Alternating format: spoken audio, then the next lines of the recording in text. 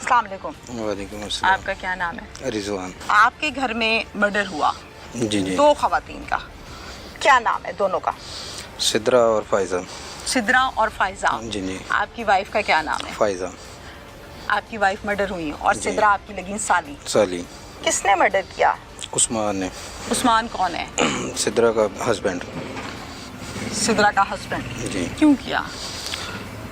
मैं इधर नहीं था, मैं अपने घर पे था, भाई वाला में मैं रहता हूँ। ये आपका घर नहीं है? नहीं नहीं, ये मेरे ससुराल का है। ये आपके ससुराल का घर जी है, जी, सास मेरे ससुर का है? जी जी। मैं अच्छा। अपने घर पे था, मेरे ना जो फायजा मेरी बेगम है, उनके चाचू के बेटे की शादी थी, हम लोग वहाँ पे जाना था, तो मैंने अपने घर से उधर से आना था। मैं भी तैयार हो रहा था, ये भी यहाँ पे तैयार हो रहे थे। नहीं, ये फिर आपके साथ क्यों नहीं आए? आप मतलब मियाँ बीवी तो इकट्ठे जाते नहीं, हैं। मेरे इधर जो मेरे साले की शादी थी ना 2 दिन पहले, अच्छा। वो शादी देखने के लिए यहाँ पे रुके थे कि मेरे ओके। चाचू के बेटे की भी शादी है, तो मैं यहाँ पे रुक जाती हूँ, तो यहाँ से मैं चले जाऊँगी उधर चाचू के घर, आप भी उधर आ जाए। ठीक है। कि मैं तो वहाँ से आने लगा था, मुझे तो कॉल आई क्या थी, बन पता गया? ही नहीं था, वो कॉल आई थी मुझे उधर। ये काम हो गया। हाँ जी। कैसे मर्डर कैसे हुआ है? बाकी अम्मी लोग मेरे इधर ही हैं, मेरे पास ही खड़े आपके हैं। बच्चे हैं? जी, मेरे बच्चे नहीं थे। शादी को कितना अर्सा हुआ आपकी? 4 साल हो गए। आप कुछ कहना चाहते हैं अपने हक में, अपनी बीवी के इंसाफ के लिए? बस जी, मुझे तो इंसाफ चाहिए, वो तो बीवी यहाँ का? पे शादी जी, बीवी का मुझे इंसाफ चाहिए। कोई प्रॉब्लम, कोई बातचीत, कोई कोई रंजिश प्रॉब्लम। आपकी बीवी ने कभी आपको उस्मान के मेरी मुताल्लिक बताई? ना उनमें कोई होगी, वो अमेरिका में रहते थे, ठीक है, उनकी कोई प्रॉब्लम होगी वो उनकी हद तक होगी।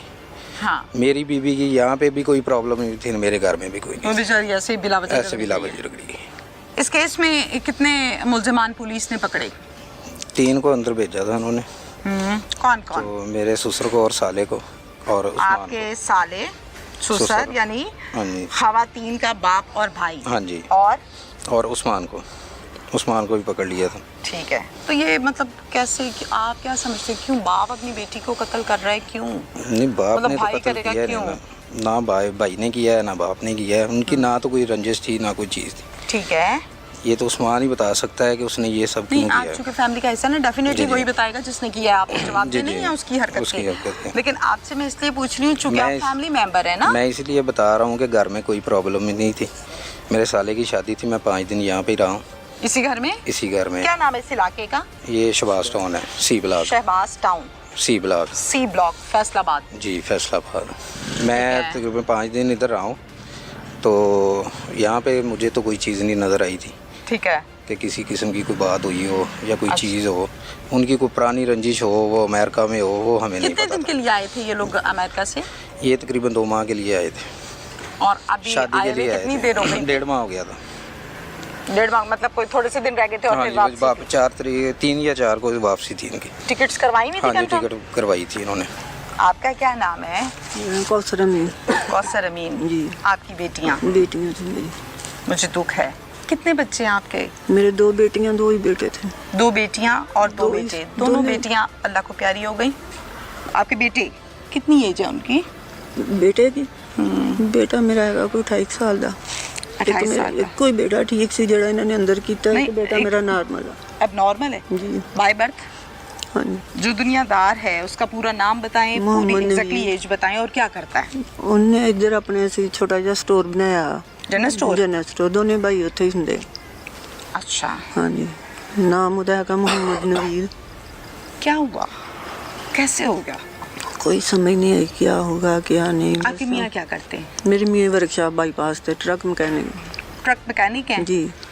आप भी अमेरिका रहती रही हैं? नहीं, मैं पहले? पहले तक गई नहीं।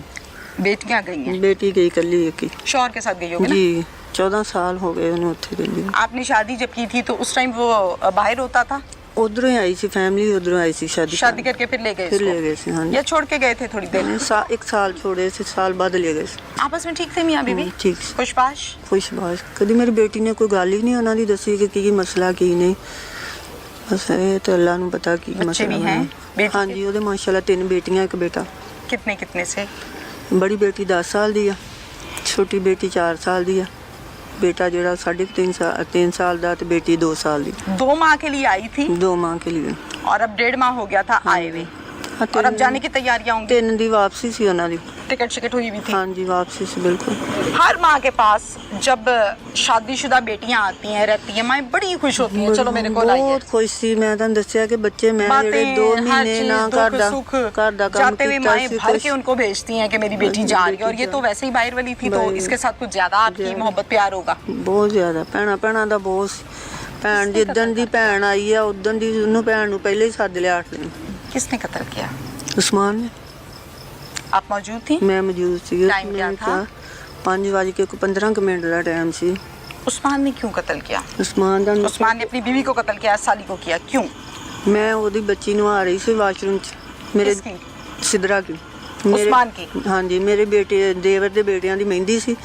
ਮੈਨੂੰ ਕਹਿੰਦੀ ਅੰਮੀ ਤੁਸੀਂ ਇਹਨੂੰ ਨਵਾ ਲਓ, ਤੇ ਵੱਡੀ ਭੈਣ ਨੂੰ ਕਹਿੰਦੀ ਸੀ ਤੁਸੀਂ ਬੱਚਿਆਂ ਮੇਰਿਆਂ ਦੇ ਕੱਪੜੇ ਇਸਤਰੀ ਕਰ। ठीक है। ਉਹ ਕੱਪੜੇ ਕੱਢਣ ਲੱਗੀ ਆ, ਮੈਂ ਨਵਾਉਣ ਗਈ ਆ ਤੇ ਮਾੜੀ ਆਵਾਜ਼ ਆਈ ਆ ਉਹਨਾਂ ਦੇ ਬੋਲਣ ਦੀ। ਜਦੋਂ ਬੋਲਦੇ ਸੀ ਆਪਸ ਚ ਇੰਗਲਿਸ਼ ਚ ਬੋਲਦੇ ਸੀ, ਮੈਨੂੰ ਨਹੀਂ ਸੀ ਸਮਝ ਆਉਂਦੀ ਹੁੰਦੀ ਕਿ ਕੀ रूटीन ਕਹਿਣਾ। में मतलब ਹਾਂਜੀ, इंग्लिश में घर में भी ऐसी बात ਬੱਚੇ ਵੀ होती है? ਇਦਾਂ ਹੀ ਕਰਦੇ ਸੀ, ਉਹਨਾਂ ਦੀ ठीक ਵੀ है। ਆਪਣੀ ਇਦਾਂ ਹੀ ਗੱਲ ਹੁੰਦੀ ओके ਸੀ। ओके। ਮੈਂ ਜਦੋਂ ਨੱਠੀਆਂ ਆਈਆਂ ਤੇ ਉਸਮਾਨ ਨੇ ਉਹਦੇ ਇੱਥੇ ਪਿਸਤੌਲ ਮਾਰਿਆ। आपके सामने? ਹਾਂਜੀ, ਨਾਲ ਹੀ ਦੂਸਰੀ ਦੇ ਮਾਰਨ ਤੇ ਮੈਂ ਉੱਥੋਂ ਚੀਕਾਂ ਮਾਰਦੀ ਨਾ ਬਾਹਰ ਨੂੰ ਨਿਕਲੀ ਆ। डर गई ना? ਡਰ ਗਈ। ਮੈਂ ਕਿਹਾ ਹਾਏ ਮੇਰੀਆਂ ਬੇਟੀਆਂ ਮਰ ਗਈਆਂ। ਮੇਰੇ ਮੂੰਹ 'ਚ ਮਰ ਗਈਆਂ ਹੀ ਨਿਕਲਿਆ। ਇਹ ਨਹੀਂ ਕਿਹਾ ਕਿ ਗੋਲੀ ਲੱਗ ਗਈ, ਕੁਛ ਨਹੀਂ। सर माँ के ਹਾਂਜੀ, मुंह से यही निकलेगा ना कि हाय मार ਮੇਰੇ दिया। ਮੀਆਂ ਇਦਾਂ ਟੀਵੀ ਲਾਉਣ 'ਚ ਬੈਠੇ, ਉਹ ਮੈਨੂੰ ਇੱਧਰ ਨੂੰ ਦੇਖ ਕੇ ਉਹਨੂੰ ਨੱਠਿਆ ਤੇ ਉਹਨੇ ਉੱਤੇ ਵੀ ਸ਼ੂਟ ਕੀਤਾ। ਉਹਨਾਂ ਦੀ ਆ ਉਂਗਲੀ ਉੱਡ ਗਈ।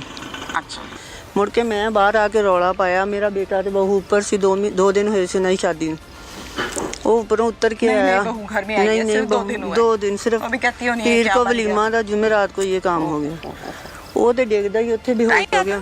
5:15-20 ਮਿੰਟਾਂ शाम ਤੀਆਂ के? ਮਿੰਟ ਸ਼ਾਮ ਦੇ। अच्छा ठीक है।